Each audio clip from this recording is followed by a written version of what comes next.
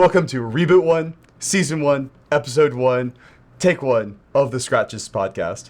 I'm Will Yarbrough, and this is my co-host, Frank from WonderTech Tutorials, and we just started a podcast. So, Frank, do you want to introduce yourself? Sure. I am Frank. I run the WonderTech website and I run a WonderTech YouTube page, which did for a while. It was basically just voiceover tutorials, but about a year ago, switched over to actual real, as you could see, guided video with very little idea of what I'm doing, but doing the best I can. And generally focus on the same type of content as Will does. He just does it extremely better.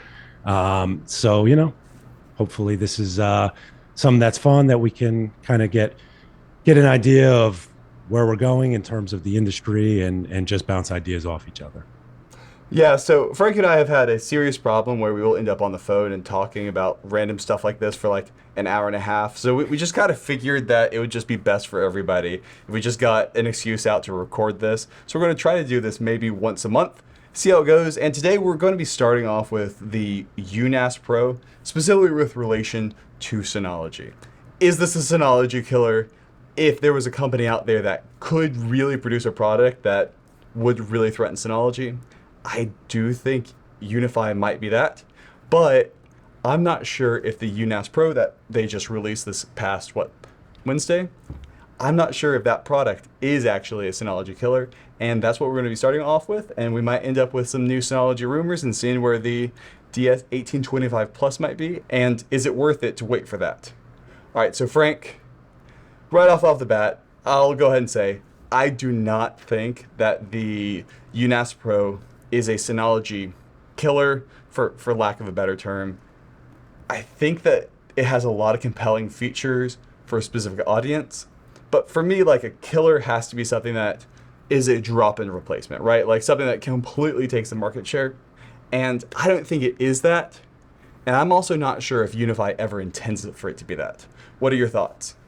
Yeah, definitely. So overall, when I looked at the device, I feel like they had a very clear goal. And the goal was basically to just make it as user friendly as they can. And, I said it in my review, and I think you did as well.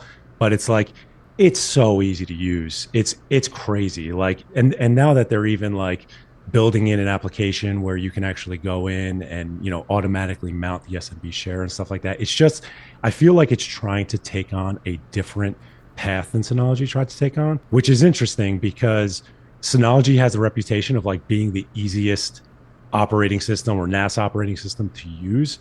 And then when you see this, you're almost like, this is a lot easier to use than Synology because funny enough, like I feel like both of our channels grew simply due to the fact that Synology was user friendly, but not necessarily user friendly enough, which is like a little ironic that we're now looking at an operating system that's a lot easier to use than Synology.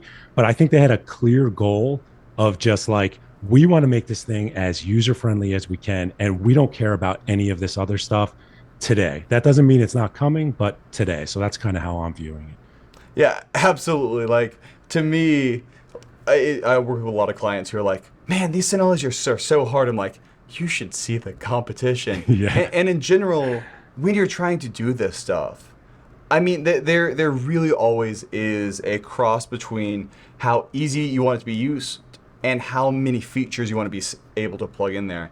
And I think that's one of those things that you really have to kind of trade off between.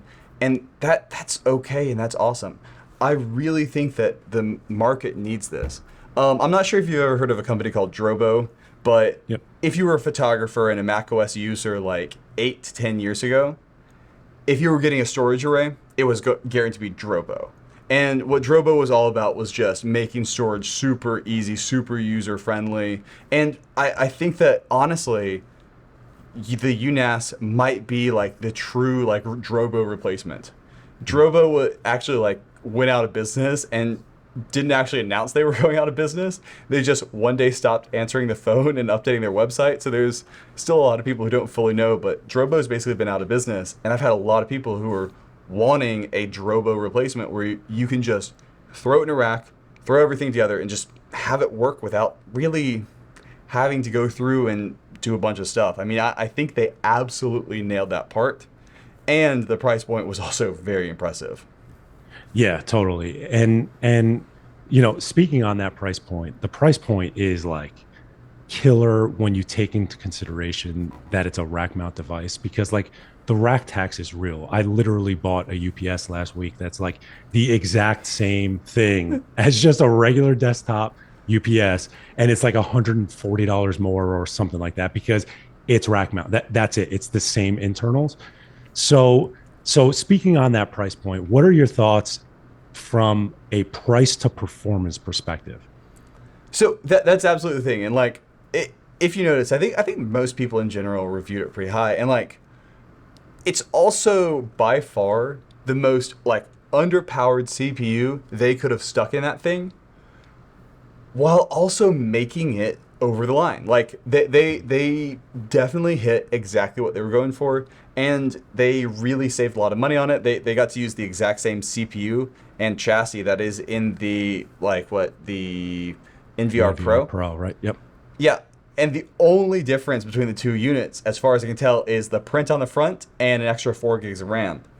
And the thing is, that CPU, it is able to hit what 750 megabytes per second of Samba SMB performance. So because of that, they're able to just ink by and say, yeah, it's 10 gig. Yeah. We're leaving a little bit of performance on the table, but with the drives and stuff. So that and the price point of being sub $500, it's really hard to beat. I do not think that if you or I went out today and tried to, we would be able to build a NAS for cheaper with a 10 gigabit connection, even if we were buying some parts off of eBay. Like that's a very hard price to hit, especially given the capabilities that it came with. Like it's hard, and you look at the aluminum housing and how nice everything fits together. I would be surprised if they're actually making a profit on these units in a lot of ways. Yeah, and the funny thing is that from like the 10 gig performance perspective, they could have easily just put like 2.5 gigabit NICs in it, and they would have saturated it always and potentially built in additional software so you could utilize it SMB multi-channel. But they didn't. So I actually appreciate what they did because they're allowing you to get the absolute most performance that you can get out of the device. It's not going to saturate it entirely. And, even with the hard drives, it's kind of like questionable if you'd be able to, depending on what RAID configuration you're using. But they basically said, we're going to allow you to get the most. We're not going to build a device that allows you to saturate it entirely 100% and get 100% of the performance. We're going to allow you to just get the most that you can. And then with Unifi, there's like, or Ubiquity, there's a Pro Max at some point that's coming. It's just not soon, and I have no information, and I don't think you do either. Probably No. not soon, but it's like at some point you can kind of see where this is going. So I actually kind of like it from that perspective, and it's also like based on their requirements. Like right, everything starts with requirements. So it's like they had internal requirements that they wanted to hit, and they looked at their hardware and they said, what can we do and what can we use to get to those internal requirements? And from that angle, it's like, is the CPU underpowered? Like, kind of, but it's like a motorcycle's engine is underpowered in comparison to a car's engine, but like you wouldn't necessarily put a car's engine into a motorcycle.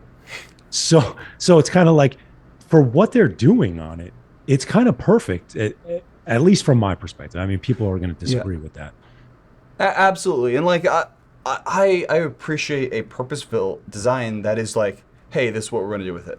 Now, the one place where I do worry about this is if they go more of the Synology drive route. So right now, the only way to access files on this thing is basically through the web interface, which is not too hard to do, but or through SMB or Samba on the back end of Linux.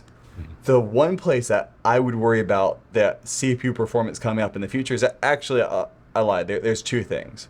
So one, I think the next logical step for them to add into their like ecosystem would be a Synology drive like desktop application that allows you to sync files. I think that's the one thing that I could see them adding in with their current like hey, we are going to make files really easy mentality. And I worry if that CPU would be able to handle an additional overhead of syncing. Now, to be fair, those syncing workflows don't really need to hit that gig or 10 gigabit performance. They probably are just fine with like 1 gigabit performance. So you might be okay there. And just because I know with Synology Drive, that indexing process is significant because you've got to go through, and it's not just as simple as Samba, which is lightning fast. It Yeah. actually takes a lot more. And the other thing is, if you notice, there were two RAID options out of the gate, Mhm. RAID 10 and RAID 5. I think that the reason why they left RAID 6 on the table, and they have, I think they have said that they will be probably adding in RAID 6 in the future. I have a sneaky suspicion that our RAID 6 performance would be a significant, like 20 to 30% plus degradation on the overall throughput. Because, like, if you look at the actual code used to make, like, the RAID 5 and RAID 6, they're massively different. Like, I think it's Barker codes. The Mhm. CPU math required to do RAID 6 is a lot harder than it is to do RAID 5. And I do genuinely wonder, is that going to have a significant performance impact? And if that was the reason why the higher protection was set up as RAID 10 and not RAID 6 out of the gate. Yeah, because RAID 10 in a 7 bay device is a little weird, and I think you can get by saying that, like, well, you can have one drive as a hot spare, and it works. Like, you can definitely make that case. But yeah, as soon as it starts having to do some of those parity calculations for RAID 6, I don't know if it's gonna really perform very well. But it's the same thing. Like, I saw a few videos on the UNAS where it was like people were getting capped at like 450 to 500 megabytes per second in terms of transfer speeds, and I'm imagining that was RAID 5. With RAID 10, I was seeing, 750 for me is like a little optimistic. I'd say it was probably closer to like 650 on average. Like, the more I use it, I'm seeing like, all right, 750 is kind of like the top. 600 to 650 is more of like what I'm actually getting. So yeah, with a 7 bay device, RAID 6 probably makes the most sense. But yes, to your point, potentially the CPU could limit that. Yeah. And so for my testing, I set it up right off the gate as RAID 5, no hot spare, so 7 drives in a RAID 5 array. And I was pulling 10 gigabit. And whenever I do these transfer speeds, I try to keep them like I never try to do like random reads just Mhm. because it's so hard to tell with like, hey, is the hard drive actually being fast? Is the hard drive being slow? Like, you introduce a lot more noise. So what I always do is I basically just go into my like exported full resolution ProRes files that are like 110 gigs each, and I just copy Awesome. that to the NAS, and I copy it to my computer, and I look at macOS Finder how fast my Yep. network throughput is, and I'll use that because that's an easy way of just like, hey, it's best legs, it's best possible chance. I'm giving you all the information, and it's large enough where those files are clearly way outside the size of RAM, so you don't have to worry about RAM caching or anything like that, like Mhm. throwing off your results. And I was getting pretty stable, like 725 to 750 reads. Okay. I got some slower speeds on the like the 675 just off the top of my head with Mhm. sequential writes, but my Okay. sequential reads were pretty sticky Mhm. with all that. And the other thing that's kind of weird is I'm so used to like tweaking and tuning and messing around. Like, hey, Yeah. what can I do to get the performance? And there's no knobs to like turn on Yeah. this, which is It- good and bad.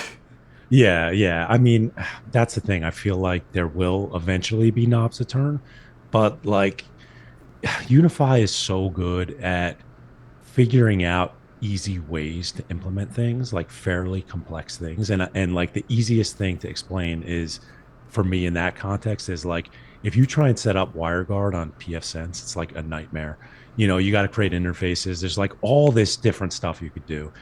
And then you go and try and set it up on like any unified device. It's like a checkbox, and you know creating the certificates and stuff. It's like, it's so super straightforward. So you look at it and you say, like, well, is it that pfSense is just like overcomplicating it, or is it just that Unify is really doing a lot of the stuff pfSense is doing in the background automatically? And I don't know if we'll, someone out there knows, but from that angle, it's like I think that if Unify, I keep saying Unify, if Ubiquity goes out and attempts to take like the NAS operating system, right? The traditional NAS operating system, the things you're expecting, like NFS, and a lot of people were unhappy it didn't have iSCSI and stuff like that, and they just implemented it in like the Ubiquity slash Unify way. It's going to be a hit. It's just a matter of like, when is the operating system going to get to the point where the people that are sitting on the sidelines because it doesn't have the features it's expecting, at least from a NAS perspective, when is it going to have those features? Because at that point, it's like, to your point, it's never going to be a Synology killer, but I don't think it wants to be a Synology killer. It wants to be like a NAS. Yeah.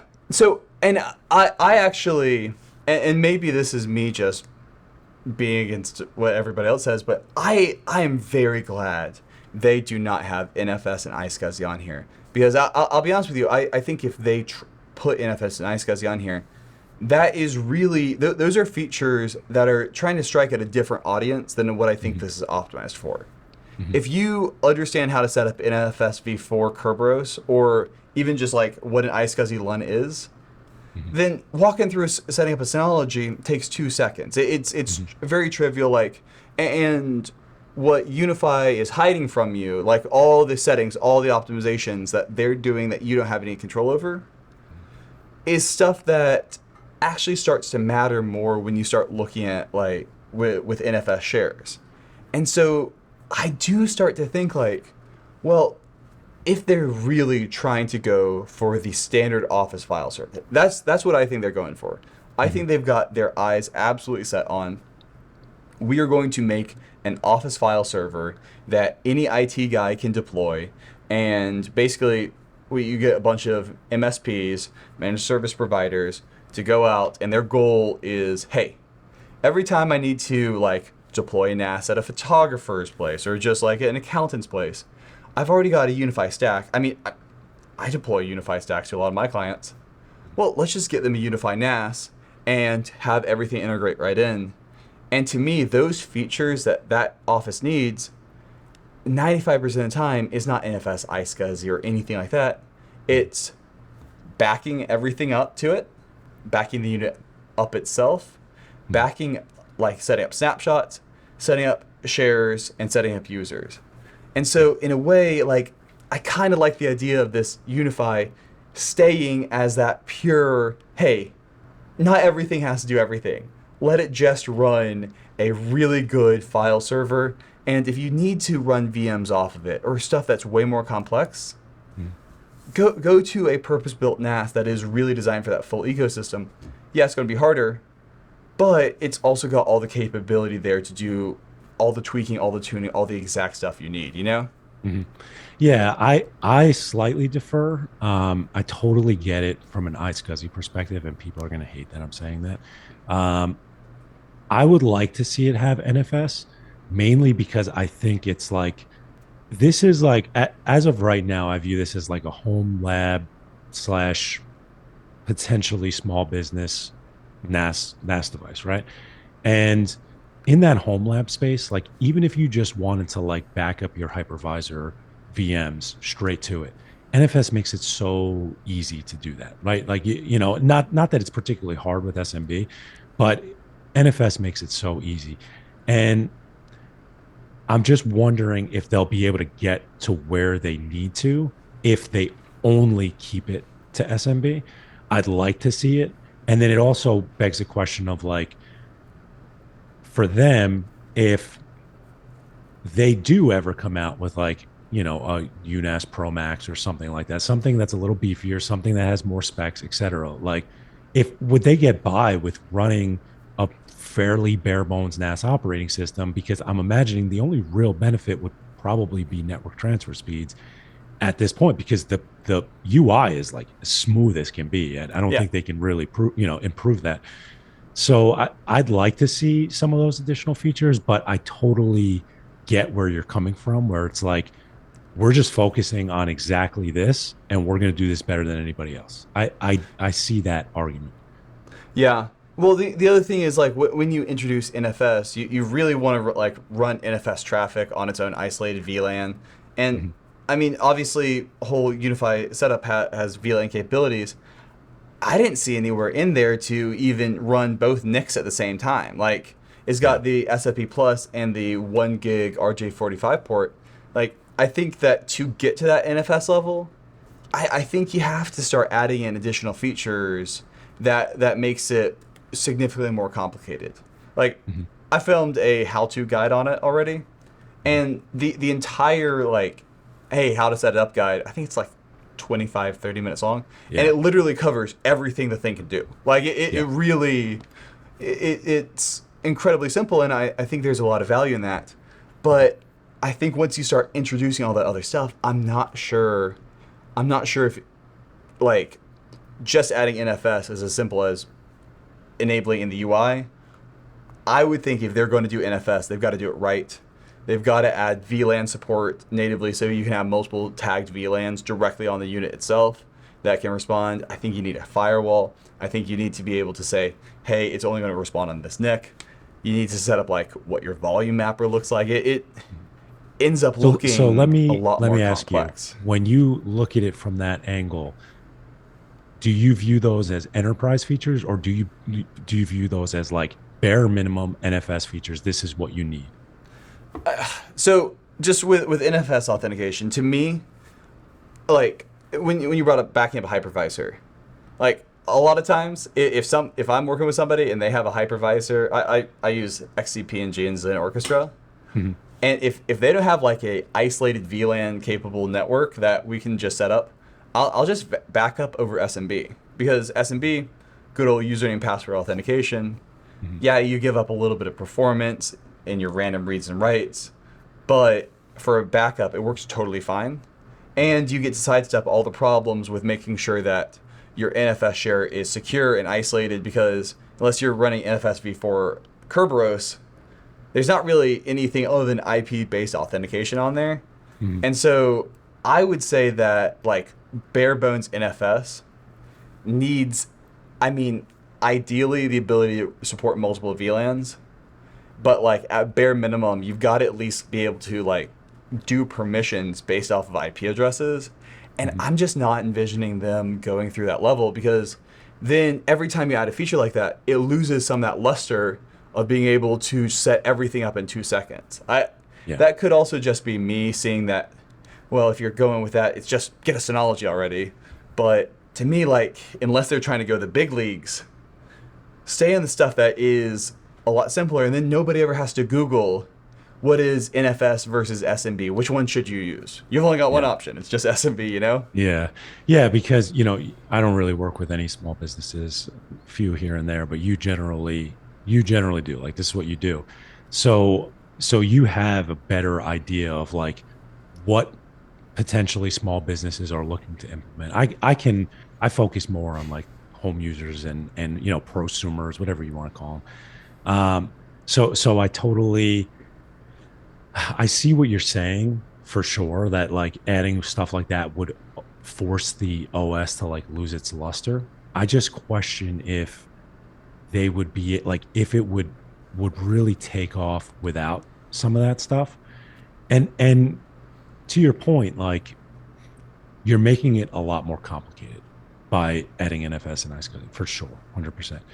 But do you think that Ubiquity would be able to implement it in, the Ubiquity way, where it's like a lot of the features are there, but they're explained. It's like the same thing as like you go and set up a Synology. Do you want to use SHR? Do you want to use RAID 1, RAID 5, RAID 6, RAID 10? And then the first question is like, what in the world is this stuff? Like, I don't even know what this stuff is. And then SHR, what is this? Like, you're already first step. If you're a brand new user that knows nothing about this, you're already going into it like, I don't have any idea what this stuff is. Look at the UNAS Pro. It's like, what is it? Better protection and higher performance or something like that. And then potentially with RAID 6, it'll be something else. So they're already like taking it one step below that. Do you think they'd be able to implement like NFS and iSCSI and figure out a way to like put their flair on it where a regular user would be able to pick it up and be like, wait a second, all I have to do is like IP configure, IP address authentication.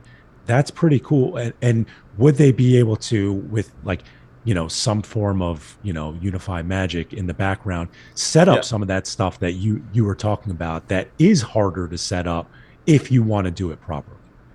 Yeah, okay, for the sake of this discussion, let's just not even talk about iSCSI because iSCSI is just that lends a whole different ballgame. I feel like Mhm.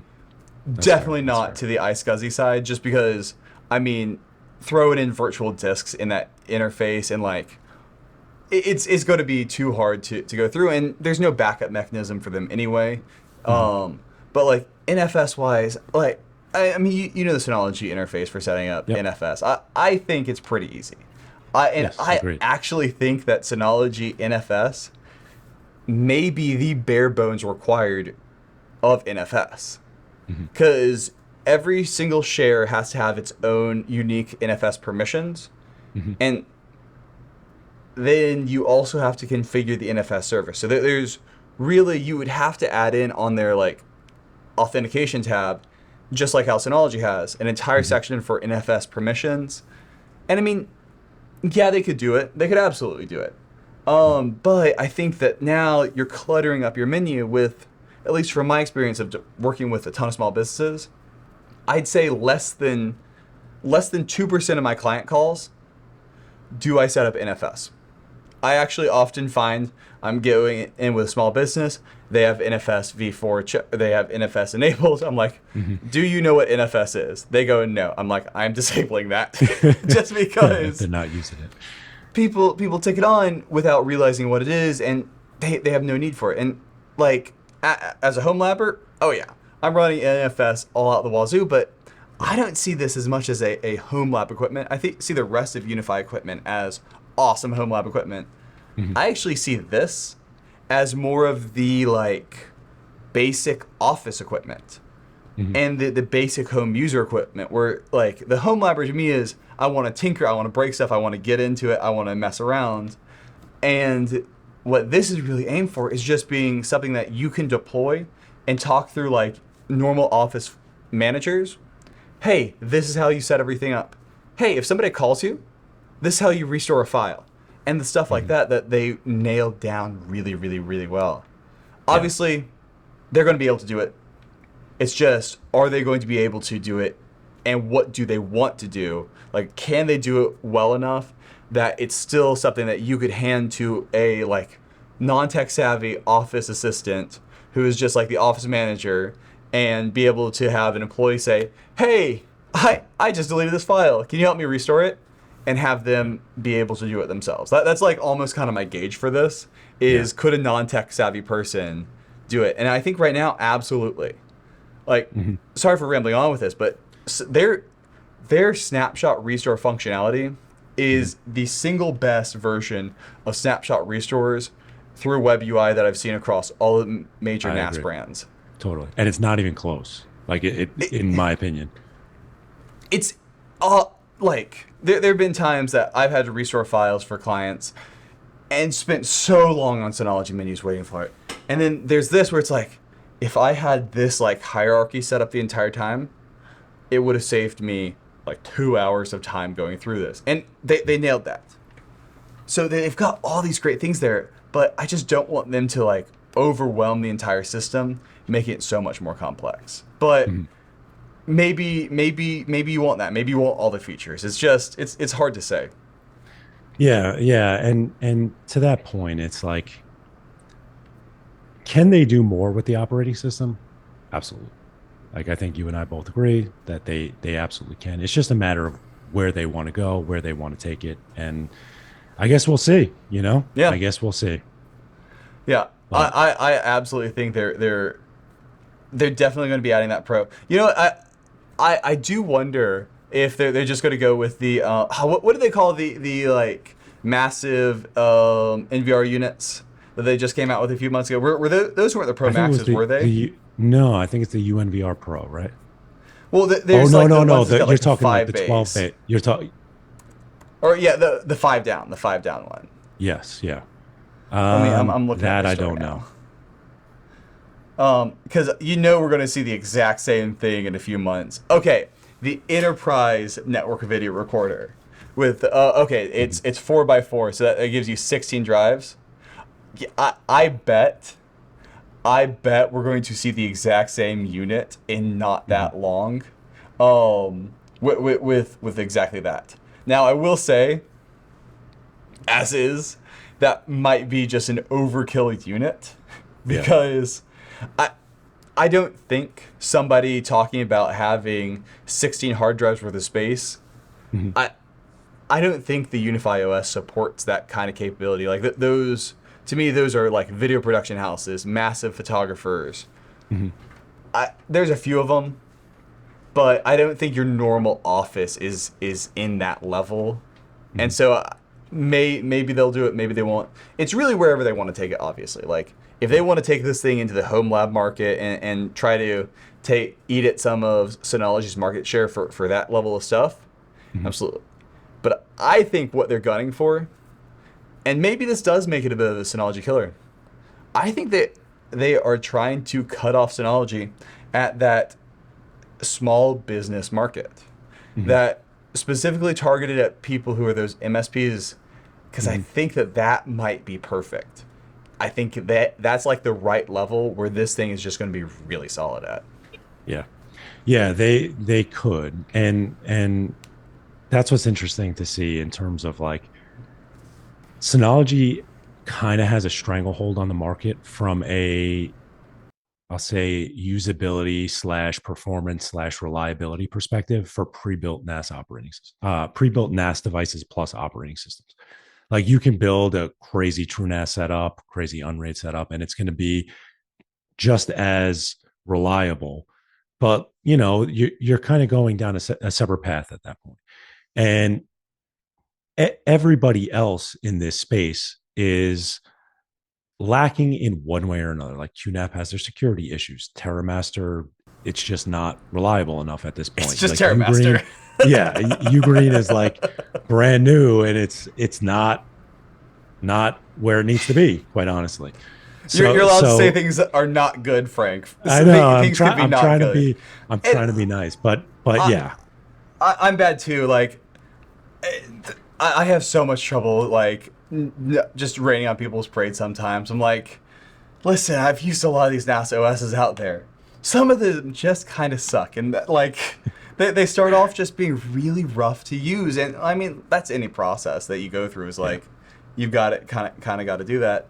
But I think they kind of snuck in there where they're going for stuff that none of these other NASs are going for. All those other NASs that have come out in the market are shooting for, yeah, you can run Docker containers on this. You can run NFS shares. You can run Yeah. iSCSI. We're going to have our own way of doing this. We're going to have our own way of doing that. And that's hard to do. Like, that Yeah. is a lot of functionality. And I think Unifi kind of just snuck in there and just said, oh, we're just going to keep it nice and simple Mhm. and, like, use their strength in the market Mhm. to get there. Because I think you and I both know, like, if this was coming from a company other than Unifi, it would not have. I don't think it would have been a success. I think that Unifi got to kind of use its already massive market share to like get the name out there because this NAS has no flagship features. The price is great. I mean, the price is phenomenal, Mhm. but feature wise, it's nothing. Yeah. But that's okay. It's one of those things. I guess it's hard to review. It's hard to Mhm. like if this was by a no name brand on Kickstarter, you and I would not have bothered reviewing it because Mhm. it doesn't have that many features. But because it's Unifi, yeah, we're going to review. Yeah, we're going to check it out. And even though the NAS would be just as good in a small business as it Mhm. would be if it was another brand, you do get the Unifi integrations. I think that they were able to nail it, and they're not fighting with as much of the competition because of it. They Mhm. kind of got to go shoot for a different core of the market than everybody else is really going after right now, I think. Yeah, you're absolutely right in saying that if this was just a no-name brand that released this, it would be totally glossed over. Um, Yeah. and they have the backing of that name, and it's also like they have a proven track record, something that you Hmm. could look back at and say, all right, they've taken software from here to here, and we're talking huge advancements here, not little small stuff. So you and I both know that at some point in time, this specific device will be a lot more powerful from a software perspective. It's just to your point, which route are they going to take? Are they going to continue to go down the ease of use perspective, or are they going to just try and add more features? So, yeah, I guess we'll see.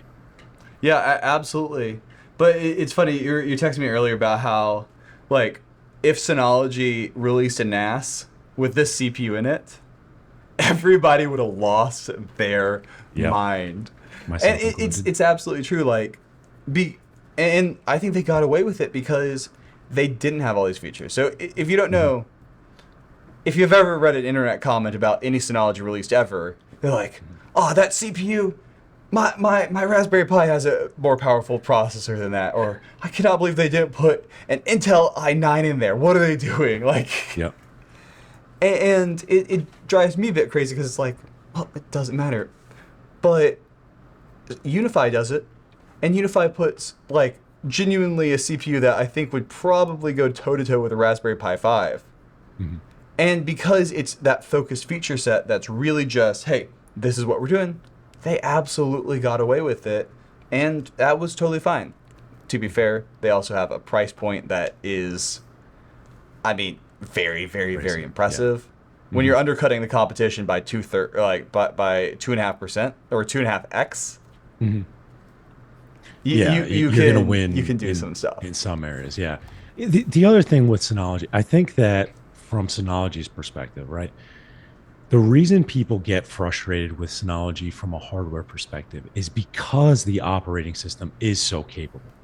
It's like Absolutely. if the operating system could do 25% of what it could currently do, I think you have a much easier path to look down and be like, well, listen, it doesn't need anything. Same point as before, where it was like you have a motorcycle, you don't need a car engine. It almost feels like Ubiquity when they set up the UNAS Pro, they knew that they didn't need anything more, right? But in terms of Synology, they actually could utilize more performance. So from Absolutely. that angle, it's easier to justify for Unify than Synology. Yeah, with Unify, like, okay, yeah, we all acknowledge that they're leaving performance on the table with 10 gig speeds. It's Mhm. it's very small because you're still going to hit that hard drive limitation, Mhm. especially as you're like more than 50% full. But the CPU definitely is leaving some performance on the table of what it Mhm. could get theoretically. The thing is, we're talking about like maybe 10% here, maybe 20. Mhm. But with the Synology, you can always use more performance. If you wanted to, Synology has like one of the best hypervisors out there, in my opinion. It Mhm. is remarkably easy to use. It's got clustering that is crazy easy to use when I've Mhm. used it for clients before. But they don't have the compute in there to really take advantage of it. So, like, you could throw a Windows server on there and run whatever models you want to. You could literally like if Synology gave you a like Threadripper CPU in one of these boxes, you could install 15 Linux virtual machines on it and run a basically your own data center. Mhm. But they don't. And so that's where like Unify kind of gets to sneak away with it because there's no way of really using the extra compute. Yeah. Versus with Synology, home labbers are always like, well, what if we did this? What if we did this? What if we did this? Mhm. And because they've got the capability with Docker and virtualization, you can literally take as much performance as you want. You can use every single compute cycle on a CPU by just throwing as many VMs on there as you possibly can. Mhm. Yeah, if you actually had a extremely powerful processor in a Synology, it could be a true like one-stop home server. And it already is for a lot of people, but it's not entirely because it's like the natural progression, like right? Like you start off and you're like, hey, I want an NAS because I want to store some data on it. And then you're like, well, wait a second, there's some cool applications I could use. And then it like well, wait a second. Why am I doing this when I could virtualize it? Like, all right, let me virtual. And then it's like you go down this rabbit hole, and before you know it, you spent a ton of money, and you have this crazy home network plus this crazy hypervisor that you're using, plus your NAS now. And the problem is that, and it's not even necessarily a problem. It's just it is what it is. Like you can't do that with the Synology right now because it doesn't have the performance options. It's not even an option. You just can't do it. Even their like Xeon devices are Xeon devices from like what you would know better than me, but like 6-8 years ago. They're It, old and they're like hex cores. You're like, can you yeah, even buy a it's Xeon with a hex core anymore? Like, yeah. no, it discontinued in like 2020. I know. So from that angle, it's like if even if it costs more, even if it costs $500 more, there are people out there that would definitely buy it to be able to say, like, even their, what is it, 1823 XS Plus? I think it has one of the Xeons. Or no, it has the Ryzen, like Yeah, 17 it's OB got or the Ryzen. something. It's a pretty for a NAS. I mean, it's a fast CPU. Like to me, I was whenever I'm measuring NASs, I look at Samba performance. Mhm.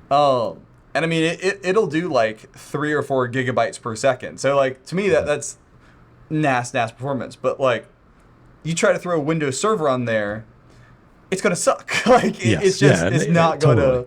it's not gonna work. But yeah, you just reminded. I just pulled up my Zen Orchestra, and I currently have 33 VMs running. Yeah, exactly. So it's like, would you ever offload all of that to your Sonal? Like, no, you wouldn't. Of course not. But the reality is that if you were able to, meaning that if you were able to offload more to it, you potentially would. And I think that's why people get so frustrated. It's like you have this really, really great operating system that is capable of so much. It's just that you don't even provide a single option to like fully utilize that software. Whereas Ubiquity's on the total opposite end, where it's like, yeah, the processor is extremely weak, even in comparison to Synology, but for what they're looking to do, it's perfect. And for that reason, like I think people have a hard time understanding our angle of that. Like, why would you ever say that this processor is good? We're not saying the processor is good. We're saying that the processor is good for what they're set out to do. Yeah, You know? it's sufficient. Like it's you got a $500 package where you can just built-in 10 gig SFP plus. Like that's awesome. Like Yeah. it is like obviously faster is always better, Mhm. but they basically optimized right at and they hit maybe a little bit below of what 7 hard drives in a RAID 5 configuration will be able to do, Yeah. and it's in the noise. It's like Yep. they set out to make it, and I'll be honest with you, if they did not have the ability to use the UNVR Pro's chassis, Hmm. can you imagine what their R&D costs would have been? There's no Yeah. way they would have gotten this thing to a $500 price point. Yeah. Like the aluminum itself, like the extraction of that case Hmm. and cutting all those pieces, just designing that, like that is not a cheap process Hmm. whatsoever. There's a Hmm. reason why servers are normally bent aluminum and not this. It is still bent aluminum, but it's much larger. Hmm. Like it's a completely different ballgame than what other people are talking about, and Yeah. that manufacturing is significant. Hmm. And if they had not gotten to just reuse the design from the UNAS or UNVR Pro, there's no way it would have been at a $500 price point. Yeah. Um, Totally. I think we were both kind of shocked. I texted you as soon as we got MSRP from Ubiquity, and we were both like, "Okay, this Yeah. is a different unit than what we were expecting." Like, I'll be honest with you, I was kind of thinking it was going to be like the $600-800 range at Hmm. least. Just looking at comps, Easily. and I'm pretty impressed by like if you look back, the best like picture of that to me is the original Dream Machine Pro, like what I'm still running 5 years later. It honestly had a ton of power out of the hood for what it was. Like they were able to kind of nail the things that it needed to nail and have done a really good job with it. So I think they're in a definitely a good position for building these things out. And I could definitely see them taking on the market. I will say I'm not sure how many home labbers are going to be using them. Yeah, from that angle, I agree. It's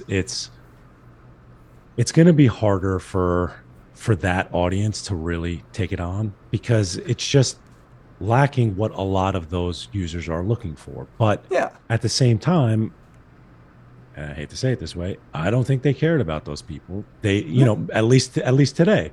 That doesn't mean they won't tomorrow, but today they were looking for they had a clear goal. They hit that goal, and it is what it is. I'll be honest with you.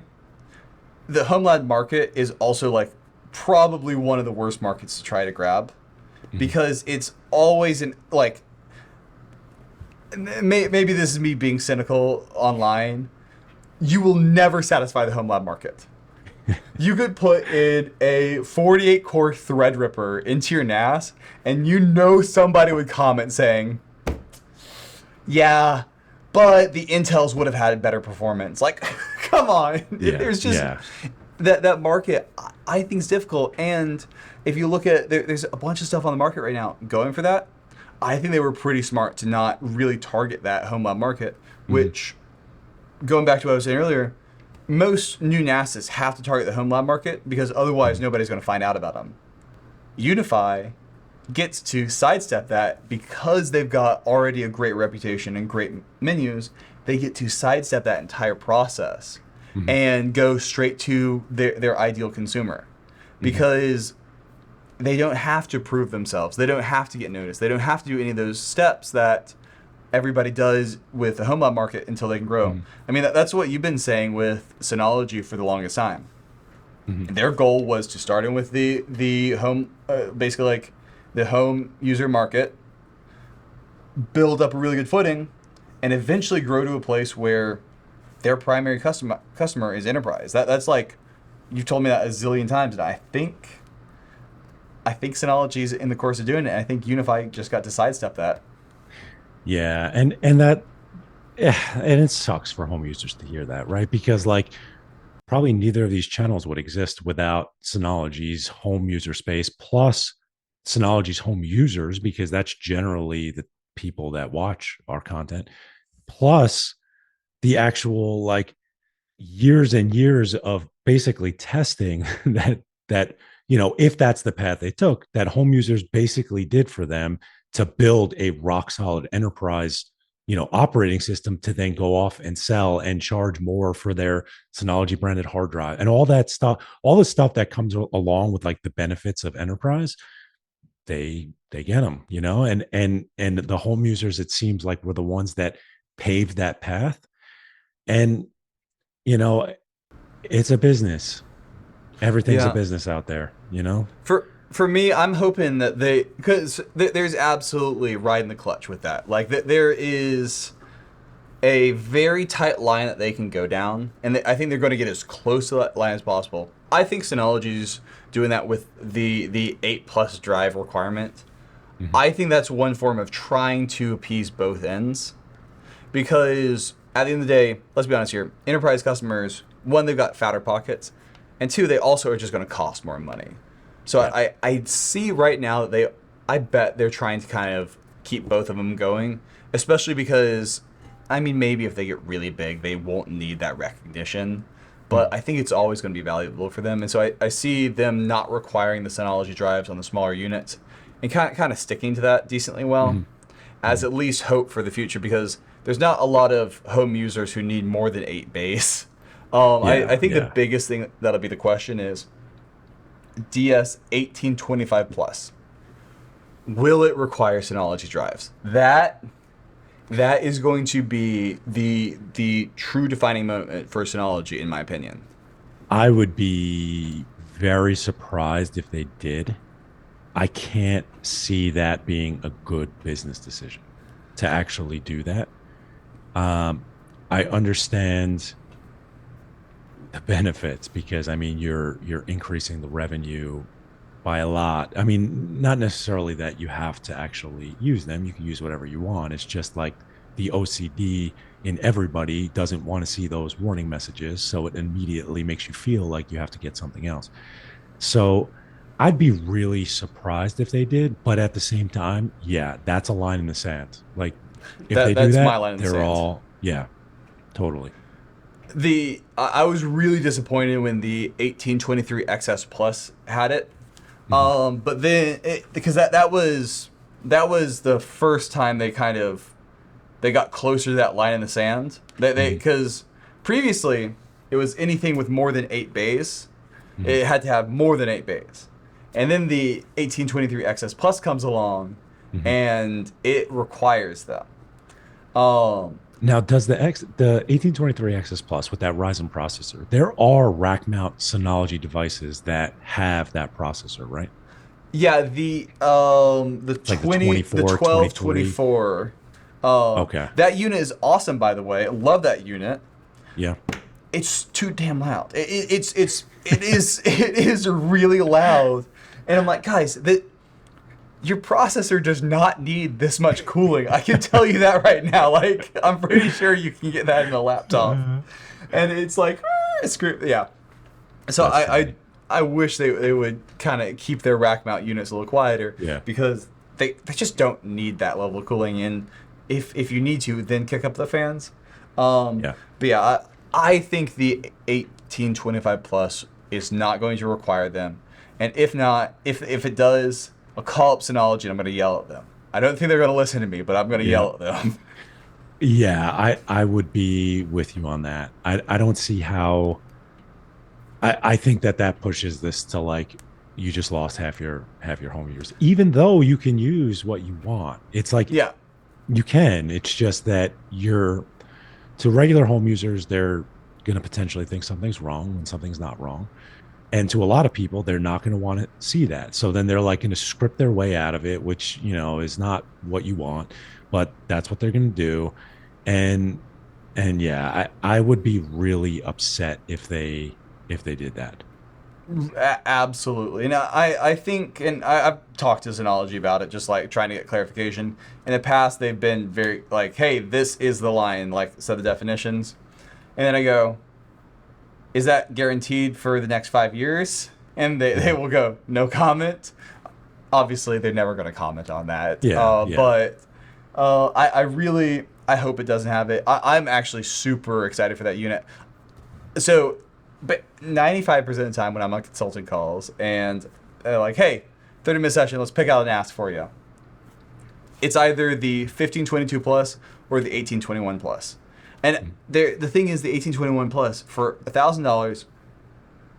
Okay, when we're talking about the UNAS, it seems very expensive, but for a NAS, that's a very good price for a Mhm. NAS, at Yep. least with the featurist, how much features the Synology has. It's a great recommendation. I mean, with 24 terabyte drives, you can really get these massive volume size out there in a very easy to use desktop package. Mhm. So I end up recommending them all the time, and Mhm. that CPU in there can handle 2 gigabytes of data per second. So it's like, Mhm. who cannot use this thing? Yeah. So I'm really excited for it to come out. I keep like every month I'm like, is it going to be this month? I know. And I then feel the no. same. See, we got to Yeah. talk to Robbie. Oh, go ahead. Yeah. Robbie has always has good information. Yeah. I've been super excited for it, and it's so long overdue. I mean, didn't they release like the 1815, 1817, 1819, 1821, and now nothing for 4 years? Well, so I'm actually a fan of that, because like the thing was, the difference between the 1817 and the 1819 was nothing. There was Mhm. like, I'm pretty sure the 1817 had a built-in 10 gigabit port, and the 1819 lost it. Really? That's It funny. was like they were having these 2 years upgrade cycles, and they sucked. I think the reason they had that was more in line with the fact that they had the 18 fit or the 15 units Hmm. all had, or a lot of them had the Celeron bug, and just Hmm. like were dying left and right. So I feel like they were adding more units then. Hmm. But to me, like the performance bump between the 1819 and 1821 was just massive. And Yeah. I actually, my current daily driver Synology is an 1819. I that's right behind me. It's still running great, but I'm, Yeah. I'm replacing it with the 1825 whenever it does come out. That's actually been mine as well. Now, let me ask you the big question. What are you expecting from a change perspective? I'll be honest with you, like, so I always measure CPU in gigabytes of transfer per second, just Hmm. because I work with video production houses. That's all that matters. Like, Hmm. when I have a client who needs fast speeds, it's like, or a high performance, that is always just like, hey, if I put 6 SSDs in this thing, is it gonna rip? Hmm. Um, I would say we're going to get a marginal bump in CPU, and I'll be honest with you, the fact that those units right now can do more than 2 gigabytes of transfer per second without really breaking a sweat too bad, Hmm. to me says we're fine CPU wise. I've never deployed an 1821 and had the CPU spike except when it's doing the first index. Like, it just Hmm. doesn't happen for me. Hmm. So I'm fine if it's a marginal CPU bump. I know everybody wants more performance always, but like for actual use case, I want to see 8 gigs of RAM for sure. Hmm. The fact that the 1522 has the 8 gigs of RAM and the 1821 does not, they Yeah. got to do it. Yeah. Um, I would like to see the ability to have over 108 TB in a single volume, and I don't think I'm going to get that. But with Well, 24 terabyte that's a drives now, DSM limitation, right? well, it is, but they keep that also based off of units. So like with Hmm. Synology, they generally require 32 gigs of RAM to do it, Hmm. and there's some really weird units like the 12 bay 24 or yeah, the 2122 plus that 12 bay desktop unit. Yeah. Yeah. Yep. Even if you throw 32 gigs of RAM into it, will still not let you have a single volume size over 108 terabytes or TB. And so it's a 12 bay unit that you can't do more than that. So I hope they get that ironed out. It's there is like metadata, there is real rationale for it, just because of the way they store their headers and like other like underlying like file metadata. But I'd like to see that because I just bought 8 24 terabyte drives, and in a RAID 6 configuration, that's 144 terabytes for 8 of Yeah. them. So it's like we're getting up there where it's easy to do that in a single swoop. That's an interesting thought because can the UNAS Pro do that? Size wise, that's a good question. I mean, I don't have 7 24 terabyte drives to test, but I I'm don't trying to either think. I'm anymore. like, yeah, I know Robbie tested with either 22 or 24 terabyte drives, and it was fine, not a problem. But yeah, that would be a really weird coincidence if like the UNAS Pro could support it, but the Synology didn't. That would be funny because I mean, yeah, you'd be right at that level. I actually just today deployed them in I was running out of space in my backup system, so Mhm. I just deployed them for in that, and it was solid.